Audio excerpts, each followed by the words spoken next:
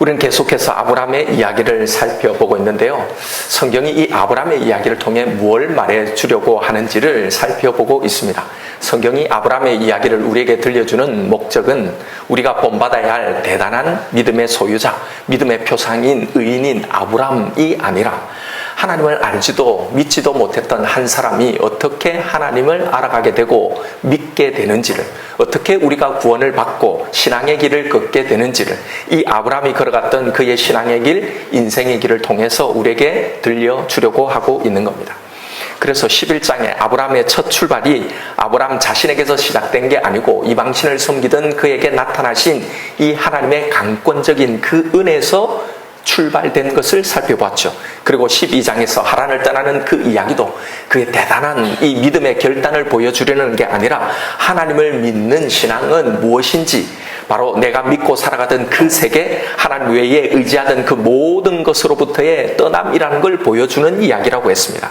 그래서 성경이 말하는 하나님을 믿는 신앙생활은 이 하나님의 힘을 빌어서 나의 소원을 이루고 내 풍요를 채우는 그런 것이 아니라 오히려 나의 소원이 되고 나의 의지가 되었던 그 모든 것을 하나하나 제거당하는 그런 삶이라는 겁니다.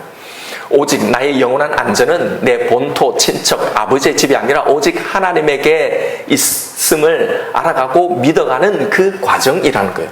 그래서 하나님 없이 누렸던 그 안전함, 그 익숙함에서 떠나야 하는 이 삶이 바로 신앙생활이라는 걸 말해주는 거였죠. 고로 오늘 이 이야기도 바로 이런 관점에서 해석해야 하는 겁니다. 어떤 관점요? 이 모든 이야기들은, 아브라함의 이 이야기는요, 믿음의 영웅 이야기가 아니라 새 가족, 새 신자 아브라함이 어떻게 그가 자신을 부르신 이 하나님을 어떻게 조금씩 알아가며 그의 신앙이 성장해 가는가를 보여주는 이야기라는 사실입니다. 우리도 이런 과정을 거치면서 이 길을 걸어갈 거라는 겁니다. 자, 그런데 여기서 우리가 좀 눈여겨볼 대목이 있습니다. 이렇게 하나님의 의도대로 본토 갈대아 우르를 떠났고 친척 아버지가 머물렀던 이 하란을 떠나서 드디어 하나님이 지시하신 땅 가나안으로 들어왔는데, 그런데 거기서 그를 기다리는 건 기근이었다는 사실입니다. 오늘 본문의 이야기는 하나님의 명령에 따라 갈대아 우르와 하란을 떠나 하나님이 지시하신 땅 가나안에 들어와 살던 아브라함이 거기서 기근을 만나는 거예요. 그 기근이 들자 양식을 구하러 애굽으로 내려가게 되는데 거기서 일어났던 일을 기록하고 있습니다. 거기서 애굽 사람들이 살의 이 심히 아리따움을 보자 아브라함이 자신의 아내를 루이라고 속이는 이 사건입니다. 자, 이 대목에서 많은 사람들이 이 사건 자체에 대한 의구심을 가지는 겁니다. 왜냐하면 우리는 사실 아리따웠다 하니까 이 사례가 새댁이라고 생각하는데요. 아닙니다. 이 사례 나이가 최소 이때가 65세예요. 65세도 젊음을 지금 유지하고 매력적인 아름다움을 가지고 계시는 분들이 들어있기는 하지만, 근데 여러분 과연 그 정도였을까 하는 겁니다. 얼마든지 젊은 후궁들이 차고도 넘쳤을 텐데 제국의 왕인 바로가 과연 탐을 낼 정도의 그런 매력이었을까 말입니다. 65세의 할머니가 말이죠. 그래서 많은 사람들이 이 사건에 대한 의구심을 가지죠. 그런데 여러분, 그렇다면 성경에 하나님이 행하신 모든 일들은 그럼 어떻게 믿을 수 있을까요? 사람의 매력은 항상 젊음과 비례하는 것은 아닙니다. 오늘날도 나이를 초월한 이 사랑들이 존재하고 있잖아요. 더군다나 하나님의 어떤 섭리적인 목적이, 계획하심이 여기에 들어있다면 왜 이것이 불가능한 일이라고 생각하느냐 말이죠. 그러면 90세의 생리가 끝난 사라가 어떻게 아들을 낳습니까? 이건 과연 가능한 일인가 말입니다. 이것도 사실 그런 관점에서 생각하면 말도 안 되는 이야기잖아요. 사례가 이 본문을 보면 분명히 상당한 매력을 가졌던 것은 분명해 보입니다. 애굽에 내려가기 전에 먼저 이런 일이 일어날 것을 예상하고 있던 것으로 보아서요, 아마 가는 곳마다 이런 일이 일어났던 것 같습니다. 실제로 나중에 그랄 땅에 가면 이런 일이 또 일어나기 때문입니다. 아브라함이 어떻게 아내를 루이라고 속일 수 있나? 어떻게 이런 남편이 어디 있을까? 하실 수도 있지만요. 오늘 이 시대를 생각하면 안 됩니다. 사실 아브라함과 사례는 이복 남매인 건 사실이었고, 당시에는 오늘날의 이 법과 질서가 있는 그런 사회가 아니었습니다. 떠돌아다니는 사람들의 물건이나 사람들은 얼마든지 주인을 죽이고 약탈하고 빼앗는 일이 다반사였어요. 심지어는 남편을 죽이고 아내를 빼앗는 일도 있었던 겁니다. 그러니 아브라함이 나는 죽이고 당신은 살릴 거라는 이 말이 기후에서 나온 말이 아니라는 거예요. 아브라함의 생각은 아마 이랬을 겁니다. 보통 여자를 데려가면 당시에 상당한 지참금을 지불해야 하는데 아브라함이 오빠로서 아예 시도도 못 해볼 정도의 엄청난 지참금을 요구하게 되면 상대방이 포기할 거란 말이죠. 아마 그동안도 이런 식으로 위기를 넘겨왔던 것 같습니다. 이번에도 그렇게 버티다가 가나안의 기근이 좀 그치면 다시 애굽을 빠져나갈 생각이었겠죠. 그런데 엄청난 지참금에도 바로는 왕이니까 얼마든지 지급을 했던 겁니다. 자, 그런데 과연 최소 65세는 넘었을 여자가 그 정도로 아름다웠을까 하는 거죠. 학자들의 연구에 따르면 애굽인들은 피부가 검잖아요. 그들은 자신들보다 이 피부가 하얀 사람에 대한 동경이 있었답니다. 그래서 당시의 그림들, 이 이집트의 그림들 보면 미인들을 하얗게 이렇게 묘사해 놓고 있는데요. 그러니 자신들에 비해서 피부가 하얀 이 셈족인 이 사라에게 이국적인 매력을 충분히 느꼈을 거란 말입니다. 자신들과 다른 그 매력을 발견했을 거라는 거죠. 그리고 사라에게 풍겨나는 어떤 매력이 있었겠죠. 외모만이 아니라 뭔가 다른 내적인 매력도 있을 겁니다. 혹은 지금 우리가 다 밝혀내지 못하는 그 당시의 애굽의 문화와 종교적인 어떤 포인트들이 있었는지 모르는 겁니다. 하나님은 이런 모든 것들을 통해서 지금 이 사건을 당신의 계획 안에서 사용하고 계셨던 겁니다. 불가능한 일이 아니란 말이에요. 자, 어쨌든 아브라함은 속였습니다. 그런데 속였지만 아브라함은 이 일로 그 어떤 처벌이나 책망이 없이 오히려 애굽에서 많은 재물을 가지고 다시 가나안으로 돌아가게 되는 이야기입니다. 오늘 이 이야기는 무엇을 말해주려고 기록한 이야기일까요? 하나님을 믿으면 어쨌든 잘 된다는 그런 이야기인가요? 그런데 다시 잘 보면 여기서 아브라함은 하나님을 전혀 잘 믿은 게 아닙니다. 아니, 오히려 안 믿었어요. 하나님을 전혀 믿지 못하니까 그래서 아내를 누이라고 거짓말한 거잖아요. 그런데 바로에게 많은 재물을 얻어 나옵니다. 그러니 아브라함의 이 이야기는요, 하나님을 잘 믿으면 이런 물질의 복을 받는다는 이야기는 아니란 말입니다. 우리는 성경에서 늘 이런 결론을 발견하고 싶지만, 그런데 사실은 이 이야기는 우리의 기대와는 정반대의 이야기를 하고 있습니다. 하나님의 말씀을 듣고 순종해서 결단하고 믿음의 결단으로 지금 가나안에 왔어요. 집도 팔고 사업체도 정리하고 하나님이 가라고 하셔서 그 말씀에 순종해서 결단하고 왔단 말입니다. 그러면 그 전보다는 훨씬 더 좋은 환경, 더 좋은 것을 주셔야 하지 않느냐 말이죠.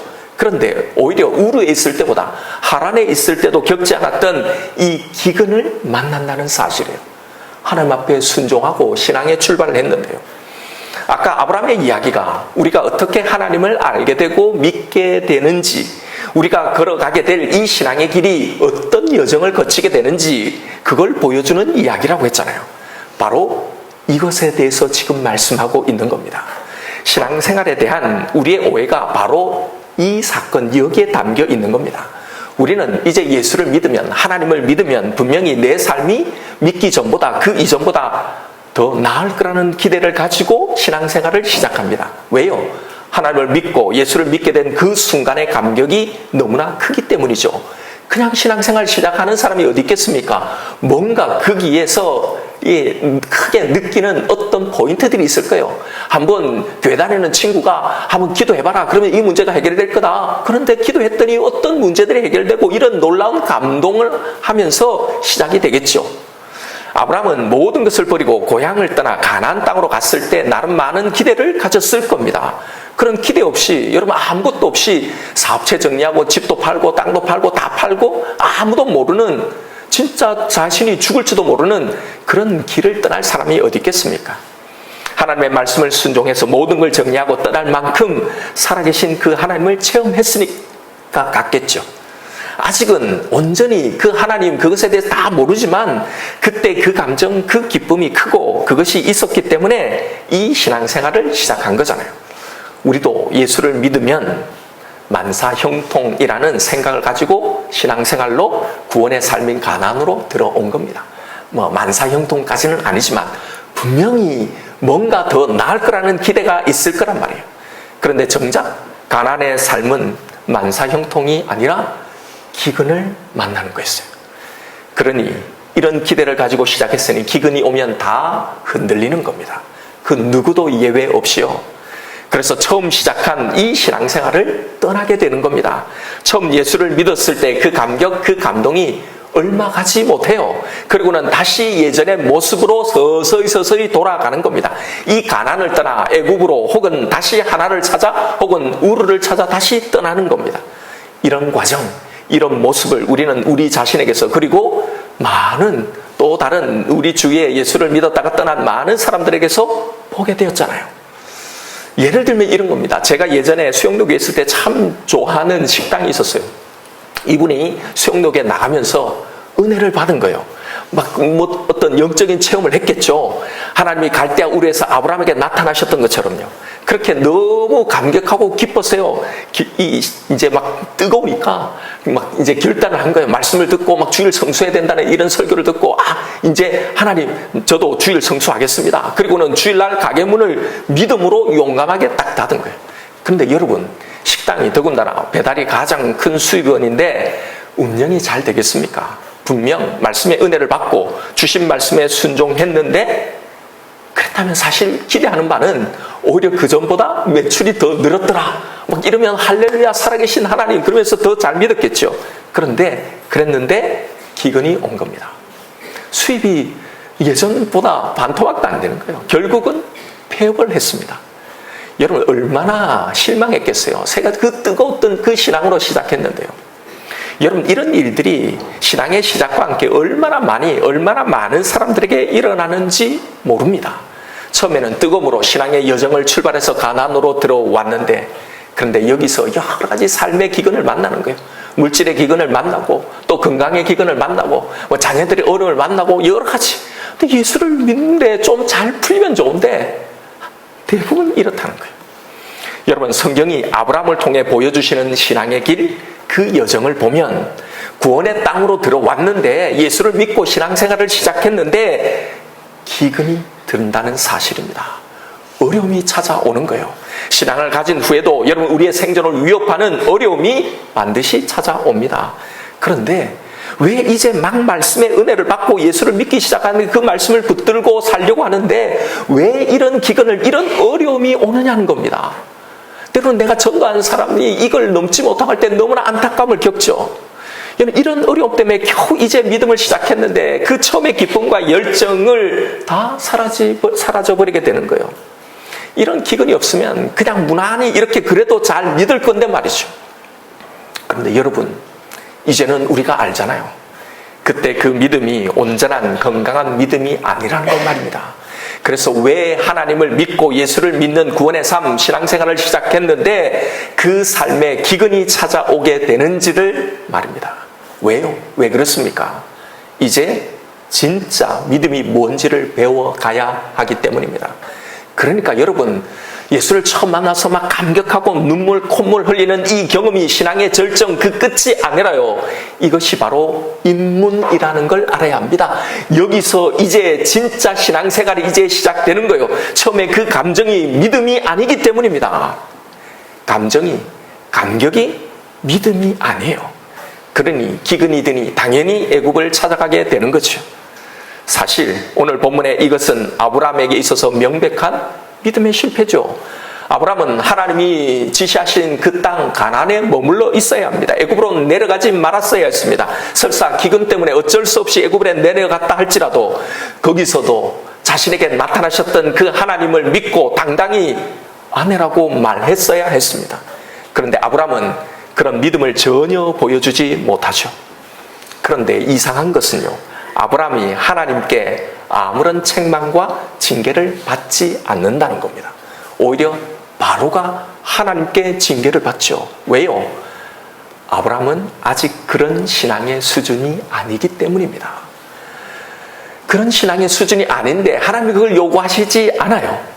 자, 그래서 여기서 우리는 왜 아브라함이 믿음으로 참지 못하고 가나안을 떠나 애굽으로 갔느냐? 이게 신앙의 태보냐 아니냐? 왜 아내를 누이라고 속이는 거짓말을 했느냐는 걸 따지는 게 아니고요. 우리가 여기서 진짜 추적해야 할 내용은 이런 과정을 통해서 하나님은 아브라함에게 무엇을 지금 하시고 이 기근의 문제, 그로 인한 그의 실패를 하나님은 어떻게 사용하시는가 하는 겁니다. 그것에 대해서 하나님이 보인 반응이에요. 이 이야기를 통해 무엇을 우리에게 말씀하시려고 하실까요? 앞에서 아브라함이 걸어갔던 이 신앙의 여정을 우리도 가게 될 거라는, 그래서 우리가 걸어왔던 그리고 앞으로 걸어갈 신앙의 길이 어떤 여정인지를 보여주는 이야기라고 했잖아요. 결론적으로 말씀드리면 우리가 만나는 기근도, 그 속에 우리가 보이는 그 넘어짐의 실패도요, 하나님은 결국 우리의 구원을 완성하는 것으로 사용하신다는 사실입니다. 우리가 넘어져도, 우리가 실패해도, 때로는 신앙의 태보처럼 보이는 그런 일이 있어도, 가나안을 떠나 애굽으로 내려가도요, 결국은 하나님은 우리가 애굽으로 내려간 이 시간, 거기에서 만나는 모든 일들도 다 선하게 사용하셔서 결국 우리의 구원을 기어이 이루어 가신다는 사실입니다. 이걸 이야기하는 거예요. 우리가 믿음 없어서 가나안을 떠나 애굽으로 내려가지만 우리는 거기서도 하나님을 만나게 될 거고, 그 사건을 통해 더 깊이 하나님을 알아가게 된다는 겁니다. 왜요? 아브라함이 지금 이런 여정을 거쳐가니까요. 내려가서 실패하고 넘어지지만 거기에서 올라온 그는 한층 더 믿음에 성장된 반응을 보이기 때문입니다. 고로 여러분, 이 이야기는 하나님이 출발시키신 이 구원이 그런 하나님이 어떤 분인지를 우리에게 들려주는 이야기인 겁니다. 그런 차원에서 오늘 이 사건은요, 뒤에 나오는 굉장히 중요한 하나님이 계획하고 계신 이 언약의 사건 하나와 연결해서 이해해야 합니다. 왜요? 하나님이 이 아브라함의 실수를 바로 이렇게 사용하시기 때문입니다. 바로 창세기 15장에 나오는 언약 사건이에요. 창세기 15장에는 구원사적으로 너무나 중요한 언약 사건이 나옵니다. 거기에는 하나님과 아브라함의 대화가 나옵니다. 하나님께서 아브라함을 이끌고 밖으로 나가서 하늘을 봐라, 내가 무뼈를 셀 수 있냐? 네 자손이 이와 같이 많을 거다라고 약속을 하십니다. 그리고는 나는 그리고 이 땅을 내게 주어서 소유로 삼게 하려고 너를 갈대아 우에서 이끌어내었다라는 말씀을 하신 거예요. 자, 그러니까 아브라함이 내가 이 땅을 소유로 받을 줄, 이 땅이 내 것이 될 것을 무엇으로 알겠습니까? 라고 하나님께 묻는 거예요. 여러분, 이 질문이 굉장히 중요합니다. 앞선 많은 후손의 약속, 하늘의 별과 같이 많을 거다, 이 약속에는 그 어떤 질문도 던지지 않아요. 왜요? 아직 자신의 생산 능력이 있어서 가능하다고 생각하는 거죠. 그런데 그 다음 약속인 땅의 약속은 이렇게 가나안에 자리 잡은 이 막강한 족속들이 이미 자리하고 있는데 어떻게 내가 아무 힘도 없는 내가 이 땅을 소유할 수 있을까라는 의문을 가진 겁니다. 내가 이 땅을 소유로 받을 것을 무엇으로 알겠습니까? 이 말은요, 하나님의 이 약속이 이루어질 것이라는 증거가 뭡니까? 증표가 뭡니까? 라는 요구예요. 이 요구에 대한 대답으로 하나님이 약속에 쓸 재물을 쪼개놓고 둘로 갈라 놓아라고 명하십니다. 그리고는 증표를 주시죠. 증표로 무엇을 말씀하시냐면 앞으로 400년도 훨씬 더 뒤에 있을 출애굽 사건을 예언하시면서 이걸 증표로 주시는 거예요. 그리고는 이 약속을 반드시 이루실 걸 보이기 위해서 하나님이 쪼개놓은 그 재물 사이로 혼자 지나가시는 거예요. 그래서 언약을 맺는 겁니다. 이게 15장의 내용이에요. 여기서 우리는 하나님과 아브라함의 이 대화를 곰곰이 생각해 보아야 합니다. 아브라함의 요구는요, 지금 보여달라는 거예요. 지금 이 땅, 이 가나안이 나의 소유가 될 거라는 그 증표, 하나님이 지금 나에게 약속해 주시니까 그 증표를 보여달라는 요구예요. 여러분, 본래 증표라는 게 뭡니까? 실증적이고 가시적인, 즉 눈에 보이게 드러나는 어떤 실제적인 물건이나 이 현상, 그런 어떤 사건이어야 하는 겁니다. 그러니까 그걸 보고 진짜 이게 이루어지겠구나라는 걸 느끼죠. 예를 들면 미디안을 내가 어떻게 물리칠 수 있습니까? 증표를 보여주십시오. 기도원에게 양털 시험을 통해 보여주시잖아요. 히스기야에게 내가 15년을 살 걸 어떻게 알겠습니까? 해가 뒤로 물러나는, 이게 바로 증표잖아요. 그걸 보고 내가 더 살 수 있겠구나. 증표라는 건 이런 겁니다. 그런데 하나님께서 아브라함에게 그런 증표가 아니라요, 또 하나의 약속, 400년 후에나 이루어질 예언을 증표로 주신다는 거예요. 이 증표가 뭔지를 한번 잘 보십시오. 창세기 15장 13절입니다. 여호와께서 아브라함에게 이르시되 너는 반드시 알라. 내 자손이 이방에서 객이 되어 그들을 섬기겠고 그들은 400년 동안 내 자손을 괴롭히리니 그들이 섬기는 나라를 내가 징벌할지며 그 후에 내 자손이 큰 재물을 이끌고 나오리라. 자, 바로 출애굽 사건을 증표로 제시하는 겁니다. 무슨 사건입니까? 네가 애굽에 가서 이방의 객이 되어서 그들을 섬기겠다. 그 400년 동안 네가 그들의 자손의 노예가 돼서 그렇게 살겠다는 거예요. 그러다가 내가 그 나라를 징벌하고 그 후에 네가 거기서 큰 재물을 가지고 나온다는 바로 이 출애굽 사건이에요. 자, 이 말이 굉장히 중요합니다. 자고로 여러분, 증표라는 건 현재 가시적인 사건을 가지고 미래에 이 일이 일어날 가능성을 보여주는 건데 미래에 일어날 출애굽의 예언이 어떻게 현재 증표가 될까요? 사실 이 증표는 너무나 생뚱맞게 등장합니다. 아니, 차라리 증표가 그냥 재물을 반으로 갈라놓고 횃불을 확 지나가면서 이제 됐냐? 이게 훨씬 더 자연스럽죠. 그런데 왜 갑자기 400년 후에 일어날 출애굽을 갑자기 증표로 언급하실까 말입니다. 그러니까 하나님이 의미 없이 이걸 주신 게 아닐 거란 말이죠. 이걸 이야기할 때 분명히 아브라함이 알아들을 거라라는 생각으로 이걸 말씀하셨을 거 아닙니까? 바로 이 대목이 오늘 이 사건과 15장의 이 사건과의 연관성을 보여주는 대목이에요.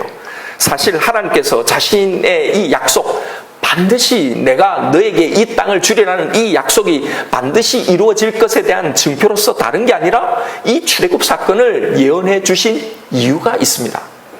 증표란 받는 사람이 이게 무슨 의미인지를 알아야 증표의 역할을 할 거잖아요. 그렇다면 하나님께서 이 출애굽 예언을 할 때 이걸 증표로 주셨을 때 아브라함은 이 말의 의미를 이해했다는 의미입니다. 자, 그럼 도대체 아브라함은 400년 후에 일어날 이 출애굽을 어떻게 알고 이걸 어떻게 이해했을까 하는 겁니다. 그것이 바로 오늘 본문 12장의 사건입니다. 하나님은 이 사건을 아브라함에게 그것으로 사용하신 거예요. 바로 이런 이유 때문에 12장의 이 살해 사건은 재평가되어야 하는 겁니다. 분명 이것은 아직 신앙에서 미숙한, 아직 성숙한 신앙인이 아닌 이 아브라함의 실수입니다. 넘어짐입니다. 연약함이죠. 그런데 이걸 하나님은 어떻게 사용하는지, 어떻게 아브라함의 구원을 이루어가는지를 봐야 하는 겁니다. 오늘 본문의 이야기는 반드시 출애굽의 사건과 연결시켜 이해해야 하는 거예요. 이 이야기는 아브라함이 가나안을 떠나 애굽으로 내려가서 거기서 겪었던 일, 그리고 그가 어떻게 이 애굽을 나오게 되는지, 여기서 아브라함이 겪었던 이 개인의 체험이, 개인의 경험이요, 400년 후에 그대로 똑같은 방식으로 그대로 민족적 체험이 된다는 거예요. 이스라엘 전체적인 이 공동체 체험으로 그대로 전이된다는 사실입니다. 즉 쉽게 말하면 오늘 본문의 이 사건이요, 출애굽 사건의 축소판이라는 겁니다. 더 쉽게 말해서 아브라함이 400년 후에 자신이 하나님 약속하신 이 약속의 후손, 자신의 후손들에게 일어날 이 출애굽 사건을 400년 전에 그가 미리 먼저 경험했단 말입니다. 잘 들어보십시오. 어떻게 이 둘이 연결되는지를. 아브라함이 왜 가나안에서 애굽으로 내려가게 됐나요? 가나안의 기근 때문입니다. 양식이 없어서 양식을 찾아 애굽으로 간 거잖아요. 자, 그런데 여러분, 나중에 이스라엘 백성들이 애굽으로 들어가게 된 사건, 야곱이 가족들을 데리고 무엇 때문에 애굽에 내려갑니까? 바로 가나안의 기근 때문에요. 양식을 구하러 내려가는 거잖아요. 똑같습니다. 자, 그런데 내려가서 아브라함의 아내, 즉 구원받을 이 백성의 모태가 될 이 사례가 어떻게 됩니까? 바로의 첩이 되잖아요. 당시의 첩은 노예와 같은 신분이에요. 마찬가지로 야곱의 식솔들이 애굽에 내려가서 결국 어떻게 되는 겁니까? 하나님의 선민인 이스라엘이 바로의 종이 되는 겁니다. 노예가 된단 말이죠. 매치가 되세요. 또 출애굽의 과정은 어떻습니까? 이스라엘 백성들의 이 믿음으로, 그의 능력으로 애굽과 바로를 싸워 이겨서 거기서 나온 겁니까? 아니죠. 당시에 이스라엘 백성들은 하나님에 대한 이해와 그분의 능력을 전혀 신뢰하지 못한 상태였어요. 오늘 본문의 아브라함과 똑같은 수준의 신앙이란 말입니다. 그런 수준임에도 불구하고 하나님이 어떻게 그들을 구원해내십니까? 하나님께서 애국과 바로에게 10가지 재앙을 징계를 내리심으로 말미암아 그들을 출애굽하게 하십니다. 바로가 손을 들고 내보내는 거예요. 그 표현을 쓰는 이유가 다 있습니다. 출애굽기에. 오늘 본문의 아브라함의 경우도 마찬가지입니다. 그의 하나님에 대한 이해와 신뢰는요, 자기 목숨을 위해 아내를 누이라고 속일 정도, 그 정도의 수준이에요. 그러나 그럼에도 불구하고 하나님은 바로에게 큰 재앙을 내리십니다. 대항할 힘이 아브라함에게는 없죠. 하나님이 바로에게 재앙을 내리시죠. 그래서 바로가 첩으로 삼았던 사례를 아브라함에게 다시 돌려보냅니다. 나가라고 내보내는 거예요. 그런데 그것도 그냥 내어놓는 게 아니죠. 오늘 보면 13장 2절에 보면 우양과 갖은 은금과 보석을 줘서 아브라함을 보냈다라고 기록하고 있습니다. 이와 똑같은 구절이 똑같은 사건이요 400년 후에 출애굽 사건에도 동일하게 일어나는 겁니다. 아까 15장 14절의 예언처럼 출애굽 시 이스라엘 백성들이 애굽에서 큰 재물을 이끌고 나올 거라고 하잖아요. 이제 오늘 본문의 사건과 이 출애굽의 사건이 이제 연결이 되십니까? 하나님, 내가 이 가나안 땅을 소유하게 될 증표가 무엇입니까? 라는 이 아브라함의 요구에 하나님은 미래에 일어날 출애굽 사건을 증표로 보여주신 거예요. 이 증표를 받은 아브라함은 뭘 생각했을까요? 자신에게 똑같이 일어났던 이 기적 같은 사건을 떠올리지 않았겠습니까? 그걸 보면서 아브라함의 이것보다 더 분명한 증표가 어디 있겠습니까? 마치 자신에게 기적 같은 이런 일들이 일어났잖아요. 목숨을 부지할 수 있을까라는 그 위기감 가운데 갔는데 오히려 바로를 이기시고 바로에게 많은 은금을 가지고 돌아오게 하신 이 기적 같은 사건을 통해 하나님이 이 약속을 반드시 이루어질 거라는 이걸 얼마나 분명하게 믿을 수 있었겠냐 말입니다. 오늘 사건은 바로 이 예언의 성취를 확신시키기 위해 미리 보여주시고 경험케 하시기 위함입니다. 봐라, 전에 봤지, 내가 반드시 이 일을 이룰 거다. 너는 내 말을 믿어라 라고 말입니다. 이 사건을 통해서 하나님께서는 자신의 신실성을 아브라함에게 또다시 보여주신 거예요. 분명히 이 사건은 아브라함의 신앙의 실수입니다. 그의 넘어짐의 사건입니다. 그의 연약함이고 실패입니다. 그런데 그것이지만 하나님은 이걸 통해 아브라함에게 오히려 당신의 구원을 이루어 가셨다는 겁니다. 그 목표점에 한 발 더 다가가게. 제가 오늘 본문을 여기까지 풀어오는 데는 이유가 있습니다. 아, 이 사건이 이렇게 연결되어지는구나 라는 단순한 성경 지식이 아니라요. 하나님께서 우리를 어떻게 다루시는가에 대해서 말씀드리고 싶어서입니다. 우리는 내가 받은 이 구원 안에서 하나님의 인도를 받고 있는 내 삶, 내 인생이 과연 어떤 것인지를, 그 하나님의 그 인도하심을 우리는 얼마나 알고 얼마나 누리고 있을까요? 성경이 이것에 대해서 줄기차게 우리에게 이야기하고 있고 우리는 매일 이걸 읽고 이것을 듣고 이걸 믿는다고 하면서 정작 이것을 얼마나 우리의 신앙 가운데 현재 내가 믿고 살아가는 이 신앙생활에 얼마나 이걸 누리고 살아가고 있는가 말입니다. 오늘 이 아브라함의 이야기를 통해서 우리에게 뭘 이야기해 주시려는지 여러분 그 음성을 들어야 합니다. 우리의 연약함마저도 심지어는 불신의 선택마저도요. 결국은 다 내가 받은 이 구원을 그게 어떤 것인지를 이해하고 다시 이것을 진심으로 고백하게 만드는 그 선한 것으로 바꾸신다는 거잖아요. 그러니 아무께서라도 된다는 말이 아니라요. 이런 하나님이 나와 내 인생에 함께 하심을 과연 얼마나 너는 믿고 있느냐, 얼마나 누리고 있느냐를 묻고 계신 겁니다. 여러분, 우리의 구원의 문제도 마찬가지입니다. 현재 내 모습, 내 수준이 이 모양인데 내가 마지막까지 과연 구원에서 나고되지 않을까? 우리는 사실은요 늘 불안합니다. 그런데 우리에게 계속 들려주시는 이야기가 뭡니까? 너의 구원은 너에게서 시작한 게 아니라 내가 시작했다라는 거잖아요. 내가 먼저 하나님을 찾았던 게 아니고 하나님이 나를 먼저 찾아오셨던 거잖아요. 내 생각, 내 능력으로 그분을 이해하고 믿었던 게 아니라 하나님께서 부어주신 믿음으로 믿기 시작했던 것 아닙니까? 하나님께서 다 하신 거잖아요. 이것이 우리의 구원의 가장 확실한 증표 아닙니까? 이 전능의 하나님이 시작하셨기에 그분이 목적지까지 우리를 인도하실 거라는 겁니다.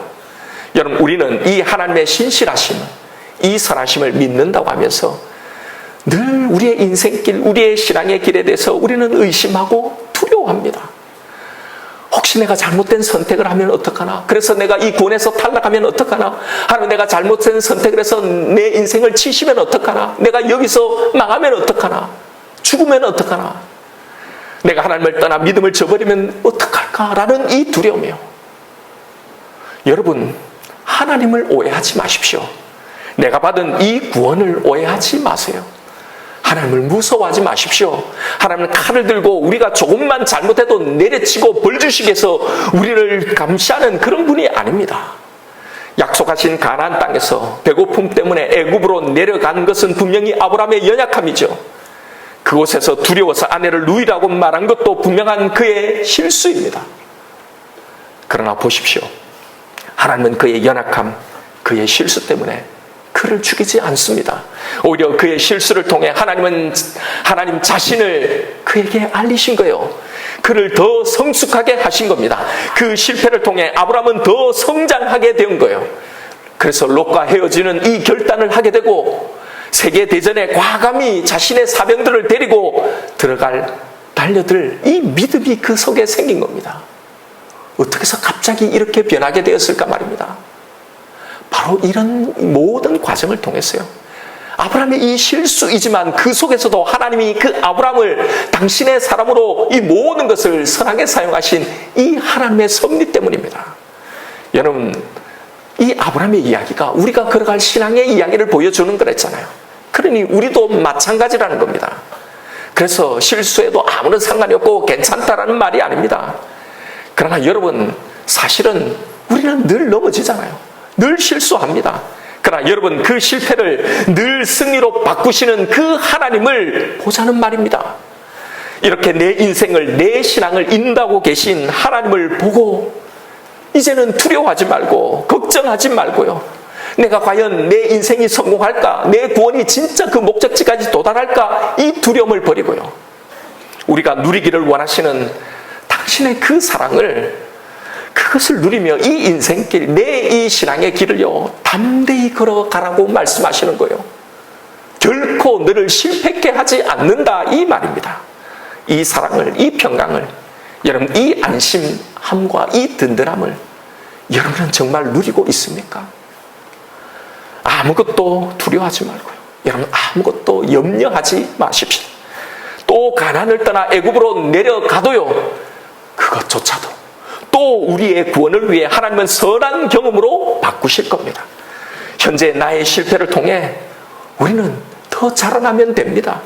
아브라함처럼 실패했지만 그것을 통해 하나님을 더 알아가며 과감한 결단을 하기도 하고 세상의 영적인 전쟁에 과감하게 달려나갈 수 있는 그런 사람으로 자라나게 하실 거란 말입니다. 여러분, 이 구원의 안전함, 이 든든함을 이제는 정말로 누리며 살아가시는 저와 여러분, 우리가 되기를 주님의 이름으로 축원드립니다. 이 시간 오늘 주신 말씀 붙들고 우리 하나님 앞에 기도하며 나가십시다.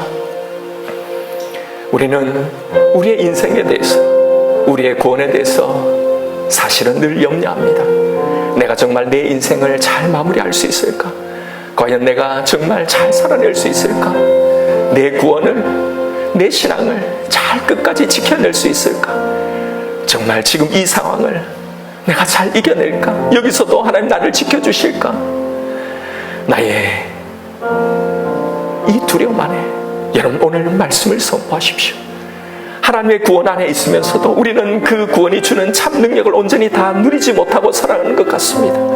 여러분, 하나님이 들려주시는 이 이야기 속에서 우리의 모습을, 그리고 우리를 다루시는 하나님의 모습을 우리는 발견해야 합니다.